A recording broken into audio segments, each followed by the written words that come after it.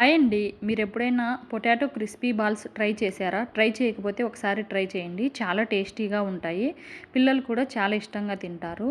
పొటాటోను ఉడికించి పెట్టుకోవాలి. తర్వాత పొటాటోని ఈ విధంగా తురుముకోవచ్చు లేదా స్మాష్ అయినా చేసుకోవచ్చు.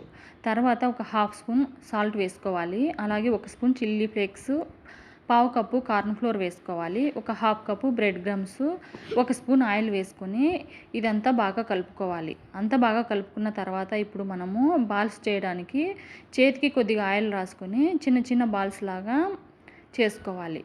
అన్ని బాల్స్ చేసుకున్న తర్వాత ఇప్పుడు డీప్ ఫ్రైకి సరిపడా ఆయిల్ పెట్టుకొని ఆయిల్ వేడెక్కిన తర్వాత మంటను మీడియం ఫ్లేమ్లో పెట్టుకొని ఈ పొటాటో బాల్స్ను వేసుకోవాలి.